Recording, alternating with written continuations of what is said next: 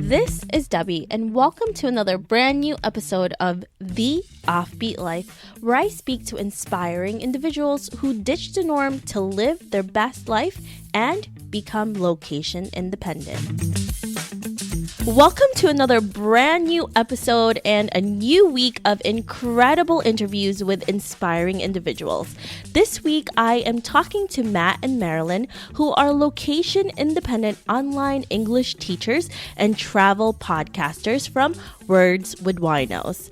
Matt and Marilyn wanted to travel the world but knew they needed to find a career that would allow them the lifestyle. They tried teaching English in Korea in a classroom, but soon found that the strict schedule was not right for them. A friend then introduced them to teaching English online, and it was the perfect fit for the life they knew they wanted to live. Today, Matt and Marilyn live in different countries all over the world and work as online English teachers, which afford them their dream to travel and live anywhere in the world. On this episode, Matt and Marilyn discuss how to overcome obstacles that will stop you from living your dreams and how you can afford to travel all over the world. Hey, Matt and Marilyn, thanks so much for joining me today. Can you fill in the gaps of your story and how you're able to live an offbeat, location-independent lifestyle? Sure. Thank you for having us. My name is Matt, and we started having a nomadic lifestyle in early 2016. We were actually in Korea teaching English first before we started teaching online at a company called VIP Kid. So we were living in Korea for about 6 months, and we decided we didn't like our lives there. We had a very strict lifestyle where we were waking up early, we were working in a school all day, and we didn't really have any free time to travel and enjoy our lives. We were trying to figure out what to do with our lives after Korea because all we had was teaching English experience, and we didn't really want to go teach in a school again. So we found online a company called VIP Kid, and we applied to that job. And we both got hired from it in January 2016, and we moved to Vietnam straight from Korea, and we started our lives there, and that was where our nomadic lifestyle began. What was the first steps that you took in order to even go to Vietnam for you to leave the U.S. and start this? Because you were pretty much semi-nomadic at that point because you left, you were expats, right? Yes, correct. We had jobs like teaching English, as we said, in South Korea. And, you know, we also had this boss there that was just so tyrannical and just overall just a horrible person. And she was not fun to deal with, not fun to work for. We were working constantly, overworked, and we were just totally stressed out. And we figured, we don't want to teach in a school anymore. We don't want to do that. We want to do what we want to do. We want to be the bosses of our lives and our work.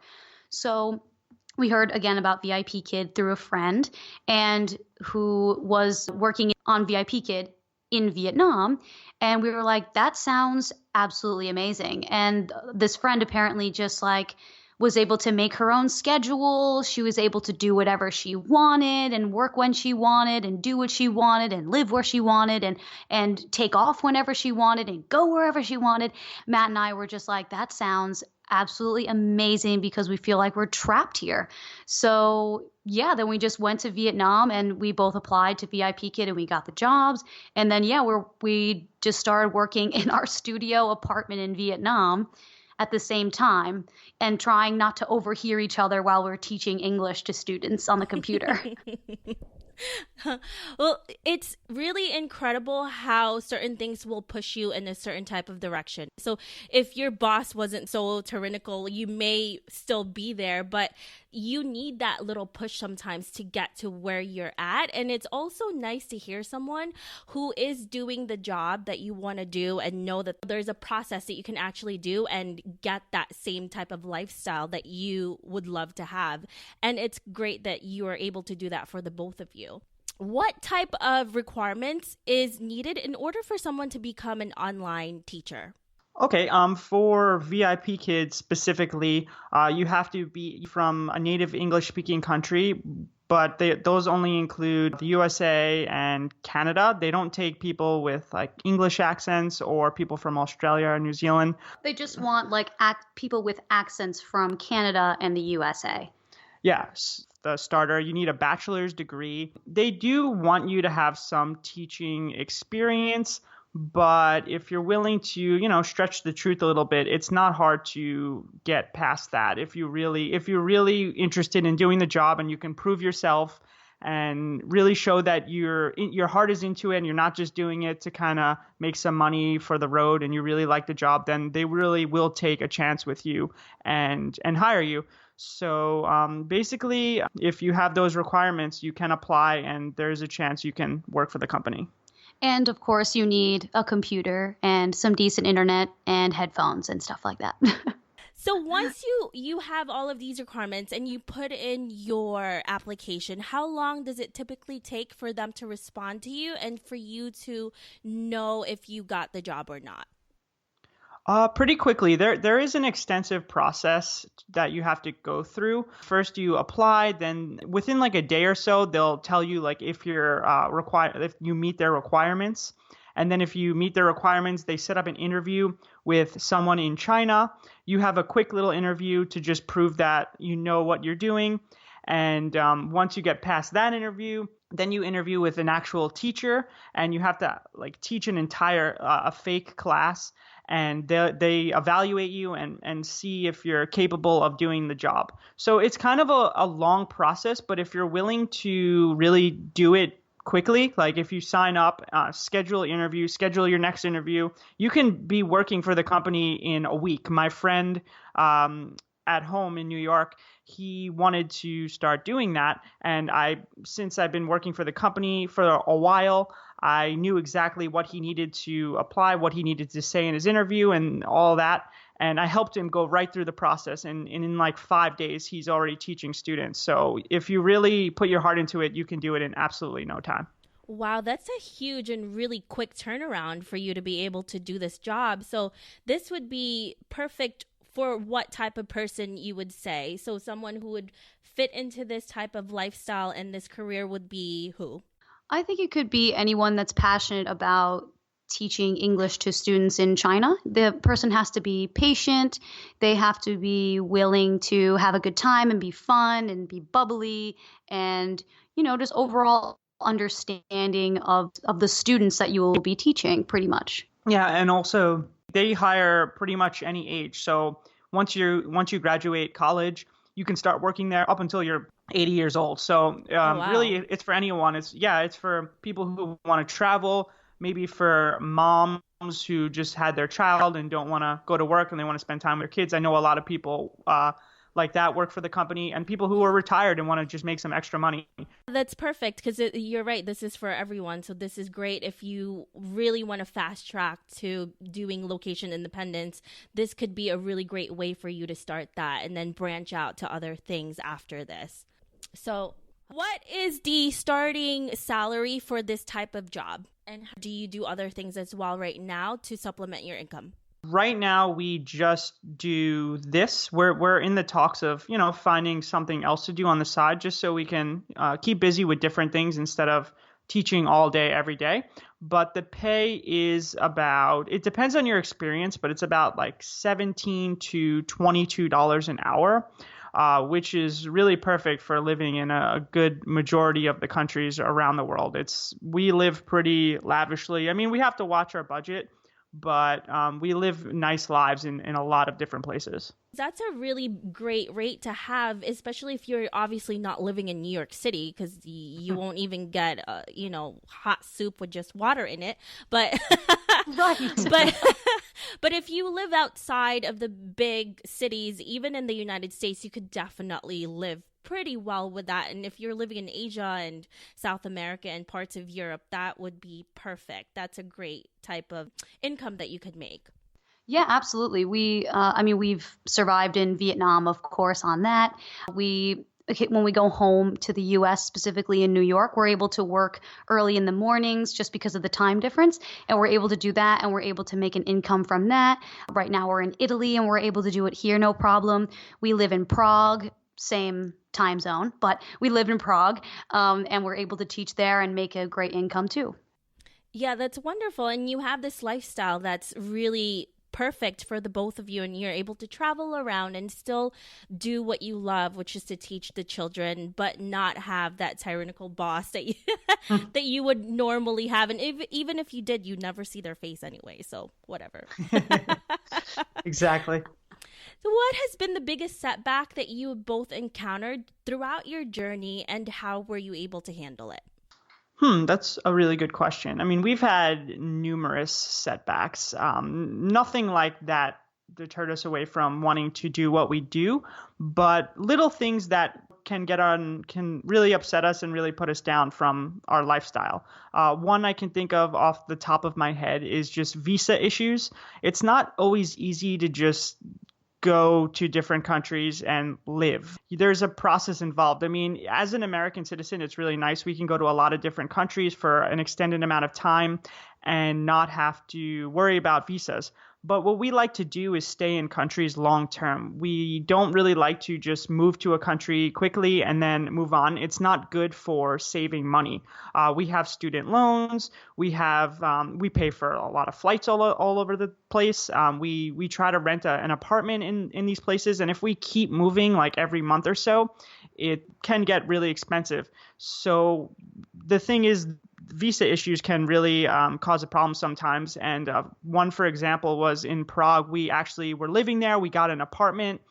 We were just staying on our tourist visa, and we were applying for our long-term visa. But apparently we needed a criminal background check from Vietnam because we were in Vietnam for longer than 6 months. We didn't know that. And getting a criminal background check from Vietnam while in Prague is not an easy thing to do. And for like months, we were really nervous that we were going to have to leave the country. And we were upset. Like we put all this work and money into hiring this company to help us get our visas, get an apartment, thousands of dollars. And we didn't know if we would have to just leave and start over again. So that is definitely an issue that we have to deal with from time to time. And it can put a damper on traveling when we have to deal with things like that. Yeah, and it's also the fact that you're both taken out of your comfort zone. You're not where you're from. You don't know the location that you're at. You don't know the language. And that can get really intimidating and also scary. Now, when you go to a new location, a new country, how are you able to arrange your living space and where you're going to be living for that certain amount of time? Do you do Airbnb, or is there other things that you use to be able to live there? When we usually move to a new place, we definitely check out Airbnb the most. There's just so many options on Airbnb, and for the most part, there are just so many things that are very affordable, most places that you go, and the people usually speak English, and it's all just so relatively easy to use. And we also use Facebook groups, actually. So what we do is we're like, okay, so we want to go to, I don't know, some random place, Playa del Carmen in Mexico. So we just look that up on Facebook, and we find a Facebook group or 2 or 3 or 4 where people post apartments that they have for rent. And then we go through there, and that's really great because you save a lot of money there. And that's pretty much what we do. Anything else? Yeah, I mean, I think it depends on the country also. Like when we moved to Vietnam, we just got there and we just Googled like how to find an apartment in Vietnam while staying in Airbnb beforehand. And we just found someone. He took us to hundreds of apartments for free, and that was great. Then in Japan, we found an apartment on Craigslist. And then in Prague, we wanted to stay there long term, so we hired a company who finds you apartments. So there's really just plentiful amount of ways you can find accommodation around the world. That's one of the easy parts. Those are such great tricks for you to do. There's a lot of different things now, obviously, because of the internet. And then also the Facebook groups, that's really great because then you can connect with people and you're able to trust them more because now you have some sort of a relationship, especially if you're going to be living in that space for a certain amount of time. So throughout this whole journey, what has been the worst advice that you have ever received? Well, I guess one of them would, as we mentioned, going to Korea and teaching English there. this wasn't from a specific person, but, the internet told us that it was such a great idea to go teach English in Korea. And while I'm sure in most cases it is, we just were, very unfortunate to be teaching at a private institution, which is also called a hagwon. And we learned later through other means of, looking through the internet that it's not very good. Hagwons can be very strict and the bosses can be very tyrannical, just like ours. So I guess the worst advice was when we were going through the internet that, it's okay to teach English in Korea and it's a great way to save money and travel. Yeah, you were trying to get away from the tyrannical boss, and then you got one that was probably much worse.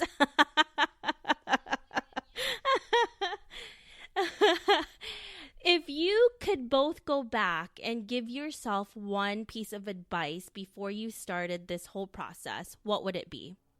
I would probably tell myself to just be as patient as possible because there are just so many twists and turns and random costs you have to pay and just so much nonsense.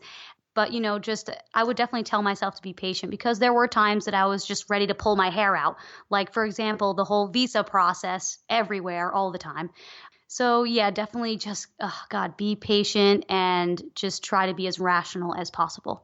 Yeah, I would say just like relax and let things work out. Just let things play out as they were going to go.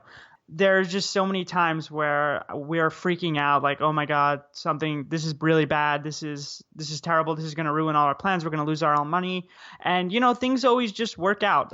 We know now that if things really do go wrong, I mean, we always can move to another country and teach English. We have so much experience with that now. We can just start over if we ever have to. So just play it by ear and not really worry too much. Don't try to force things to happen. Just let them happen. Those are really great advice. We often, when we're traveling, we're going to all of these different places, we want to have a plan and we want to stick to it. And the thing about traveling, the more you do it, the more you realize that they tend to not go exactly your way, but for the most part, it's fine and it's okay. And you both are in a relationship. And how long have you guys been together? We've been together for a little over 4 years now. Yeah, so you've been together for a really long time and you are traveling the world together, living together in an apartment somewhere just in one place. That's difficult. How are you both able to create a healthy relationship with each other when you're placed in all of these different types of situations? We both, I guess, have really interesting personalities in that, like sometimes I'll get really like angry and frustrated. And then just at that moment, Matt happens to not be that way and he'll help me balance out. And then sometimes he'll be really anxious and upset about something and I'll be able to help him balance out. And basically, it's a relationship. We have to help each other in all situations, no matter what. So, we're there to help each other. Matt, you have something to say? Speak up now. Yeah. I think traveling together and being together really gives us a chance to experience these things together. I don't know if I would be able to do this on my own. Before I actually met Marilyn, we met in college, I wanted to travel the world. And I was planning on doing it on my own. I didn't have a girlfriend or any friends that wanted to do it. But I think just the fact that we can do it together and we're always kind of on the same page. It's never really like one person is like, we got to do this. And the other person's like, no, I want to do this. It's pretty much we compromise all the time. And it's never really difficult to make any decisions, whether they're like a tiny decision like, oh, let's go out to eat, or a huge decision like, let's stop what we're doing, leave everything and move to this country. We pretty much just agree with each other, and it's just really easy to do it because we get along so well and we don't really fight with each other about what we're doing with our lives. I also like the fact that you both mentioned that there's really a balance between the both of you and your personalities as well. And when one person is upset, another person is calm enough to be rational, because I can't even imagine if both of you were in a state of just panic and nothing gets done and you're in a different country. Just running around with like a chicken without a head. So That's exactly what I was envisioning when you said that. it's like, oh my God, our visas, no. So it's really great. And that's how you're able to create that healthy relationship. And also, I feel like because you're placed in all of these different types of situations, that's not typical. Your relationship becomes stronger because if your bond with each other is not strong enough, you wouldn't have lasted for this long traveling together. Yes, I absolutely agree. And not only do we travel with each other, we also work with each other and we work in our apartment together. So we're just constantly together and somehow we have not killed each other and it's great. Oh my gosh. So yeah, that's true. You pretty much do everything together. So it's a lot for the both of you. And I'm sure there's a lot of strain in that as well. And when you need time away from each other, where do you usually go? uh, we don't really spend that much time away from each other when we're traveling, but when we go visit home, that's when we separate. Like she goes home to her hometown, which is an hour from New York City, and I stay with my parents, and then we meet every like week or every few weeks.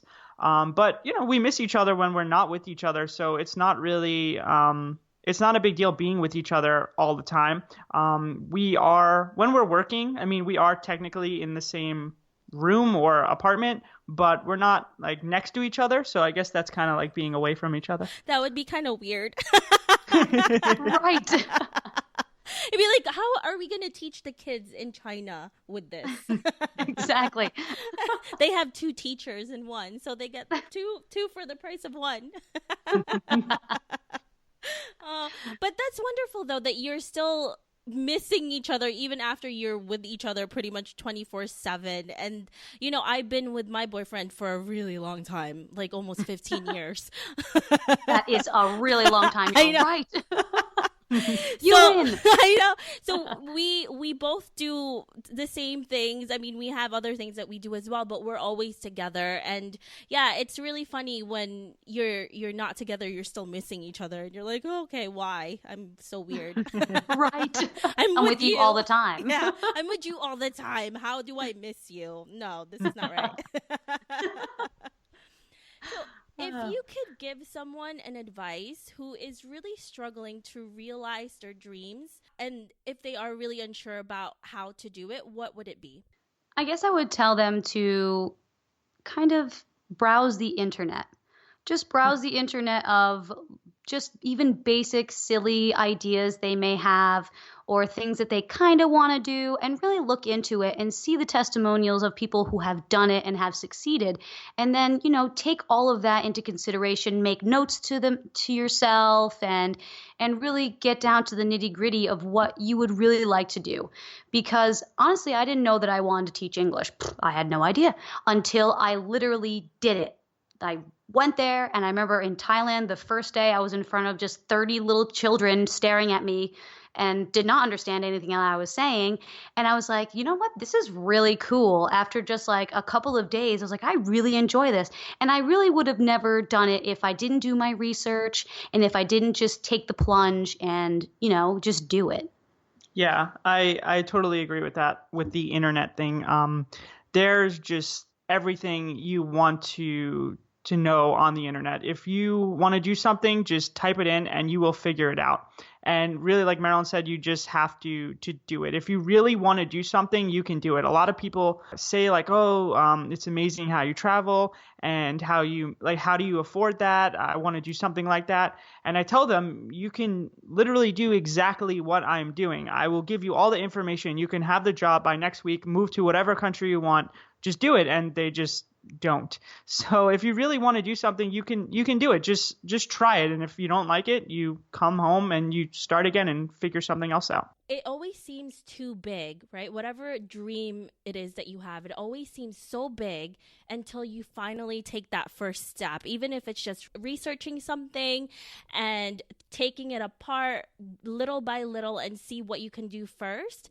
And then once you do something a little bit every day to get to that, then it's not so huge anymore and it's actually reachable. Mhm. Yeah, that's exactly right. I mean, the only person that's stopping you is you. You can't just say, oh, my family, oh, my job, oh, my this. No, no, no. It's just you. You're the only one that's stopping yourself. So just go for it and do it, and you'll do it. We are our worst enemy because we usually stop ourselves from a lot of things, fear or certain commitments that we don't usually try to become more inventive in a lot of ways because we feel like we're stuck in one space. And it's really our mindset that stops us from doing that. Yeah, that's exactly right. I mean, there are people who struggle with more things. Maybe they have children, they have a career that they've already invested so many years into, they have like sick family members or something. And of course, there are always more obstacles for certain people. But if there are obstacles that you face, then you just have to take them head on and try your best to kind of work your way through them. I mean, there are people who travel the world with their children, and there are people who take their family members with them, or they travel a little bit less if there's like a sick person in their family. I mean, there are definitely ways of going around these obstacles that people just kind of cease to see and cease to really look for. Your lifestyle, it seems like a dream come true. You guys have a really strong relationship. You are traveling the world. What is the biggest misconception that people have about you both and your lifestyle? It's about affording it. So many people say that I don't know how you can afford it, and it's absolutely affordable if you work out your financial situation and you just go and do it. You move to a country that you can afford. You don't work at VIP Kid and move to the heart of London. Like then things won't work out. You have to look for certain places where you can live. You can afford an apartment. You can afford food. You can afford, just going out and doing things. And there are so many places in the world that you can do that. Also, we look for cheap flights. We don't live like super lavishly, like I said we do earlier, but we live like a pretty we live like a basic life. Like we get a good enough apartment for us. We have a TV, we have a computer, we are able to work, we're able to just, live normal lives in different countries. It's not like we go to these countries and we're laying on the beach 24 hours a day. We're working 6 to 8 hours a day. We're exercising, we're going to the gym, we're going food shopping. We're living like basic American or any Western countries really like lifestyle, just a basic life, just we do it in different places. And also another thing, people always say like, oh, you're on vacation. Like, when are you going to finish with your vacation? And I think that annoys me more than anything. I was talking to Marilyn about this today, that like we put in more work into our traveling lifestyles than people do who work 9 to 5 jobs in America. Like we wake up every day. We work all day, then we do research on where we're going to go next. We look for Airbnbs, affordable apartments, affordable countries. We work on our podcast. We work on our blog. We're working from the moment we wake up to the moment we go to sleep. And I don't know, it bothers me when people say like, oh, how's your vacation going? Like, when are you going to end it and like enter the real world? Like, I think we do more real work than anyone else, and we're enjoying our lives, and we're able to work like literally work less, even though I said we were working more, but like actually sitting in front of our computers less than normal people. Like my friends will, wake up at 6 a.m., work from 9 a.m. till 6 p.m. and do that every day. And I think we're living our lives more, and we're and not to be mean to them, but we're living our lives No offense, guys. a little more, and we're putting work into it. We're not just this didn't just happen overnight. We work at it every single day, and it gets better and better every day. So, yeah. It's a lifestyle, and it's a different one that most people think of, right? Because it's not normal, and when it's out of their realm of possibility, all of a sudden there's something not right about it. You need to come back to where we are, because what you're doing is not it's not right somehow. But the difference between your lifestyle and someone else's lifestyle who doesn't enjoy it is because you love it, and you work because you want to. Everything that you're doing every day is what you enjoy. And I think that's why it kept you guys going, is because of that love for this type of life, and you're doing what you have dreamed of doing. So that's why there's a lot of people who envy that. Exactly. Yes, very true. People feel like if you don't hate your life and don't hate your job, then you're not living the correct life. Like Matt said, a lot of people at home, back at home, are like, okay, so when are you going to come back to real life? When are you going to come back to America and get a real job? And I'm like, nothing you're saying is making sense, because it's not like I'm working at a fake job making fake money. I mean, I'm making money from my job, so therefore it's a job. So, I mean, it's all in just their perspective and what these people have been, sheltered in and have seen in their lives. They're not aware that, hey, what we do is work too, and we have a career, and we're doing, what we want. Just because we don't commute 2 hours every day to and from work and work 8 hours a day all the time and have no energy to do anything else doesn't mean that we're not living. We're just working less and having a much more fulfilling life. And I also love the fact that you're both able, because of this lifestyle, you're able to spend a lot of time together, which is a real luxury for a lot of couples, because most of the time, if you're at home doing 9 to 5, you go to your office and you barely see each other. And hopefully you don't work during the weekends, because you only have 2 days out of the week. And by the time you get home at night after work, you're so exhausted, and you don't really create a bond. And the bond that you and Matt create together is so different than if you stayed here in New York City, especially if you had stayed here in New York City. You would barely see each other. Honestly, 2 hours a week. Yeah, so true. So any tips on where our listeners can look for more information on where they can find jobs to be online teachers? Yes. Well, of course, the internet. Haha. But you can also go to Dave's ESL Cafe, which is eslcafe.com. There's so many English teaching jobs abroad, actual jobs, in person. And there are also a lot of online jobs too. There's VIP Kid, and there's a number of others as well. What are you both working on today that's really exciting to you? So we actually just made a podcast episode a few days ago, kind of talking about what we're doing next with our lives, because we don't really have a set plan. We kind of just went to Italy last minute. We're going back home for the holidays last minute. And then we also have to go back to Prague to get we've been there for a year, and we're technically working there. We're working citizens there. So we have to go back and settle all our taxes and things with our apartment there. And then we're kind of just figuring out future plans, which is kind of a big deal to us. We've been living in Europe for the last year, and we've seen a decent amount of countries, but we didn't go on any big exploration. Backpacking Yeah, trips. anything big, really. So we wanted to really do something big this summer. So summer of 2018, we are planning on backpacking through Eastern Europe.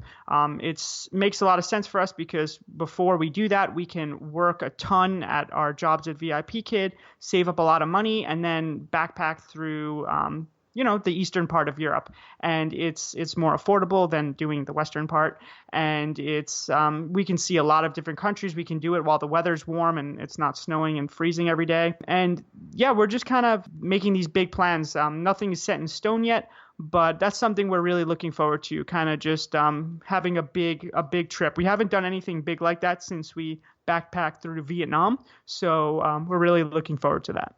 I also want to emphasize the fact that you don't need to ask for permission to get these types of Right. yeah, Marilyn and I just want to do this backpacking trip, and then we're going. Bye. I know, it's we don't have to ask for permission from a boss, because we're our own bosses, and if we want to take some time off from teaching and save up before that, that's what we're going to do. If our listeners, if this is the type of lifestyle that you can also have, what Marilyn and Matt has, and it's really doable from what you guys have explained to us. Thank you so much for that. Yeah, of course. No problem. Yeah, we had a great time chatting and informing everyone. If our listeners want to know more about you, where can they find you? Your website, social media, etc. Yeah, so our website is wordswithwinos.com. And then all of our social media is Words with Winos. So that's words and then with and then Winos. Except for our Twitter, we have an underscore after Words with Winos. That's the Damn. only different one. No, somebody took that one, huh?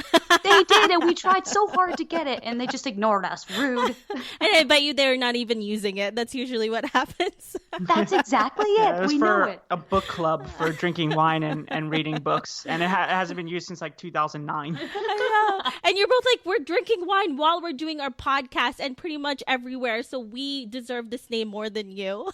Exactly. They know it. Thank you so much, Matt and Marilyn, for joining me today. I really appreciate all of the knowledge that you gave us. Yeah, of course, we're so glad to have been able to bestow our knowledge upon everybody. Yeah, it was a lot of fun. Yeah. Thank you, guys.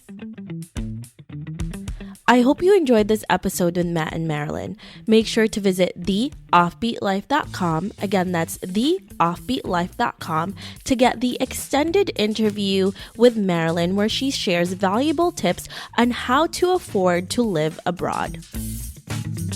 Love a good audiobook as much as I do? Of course you do. Well, you're in luck because I have teamed up with audible.com to give you a 30-day trial for free. Make sure to visit offbeatbook.com. Again, that's offbeatbook.com to get that incredible trial.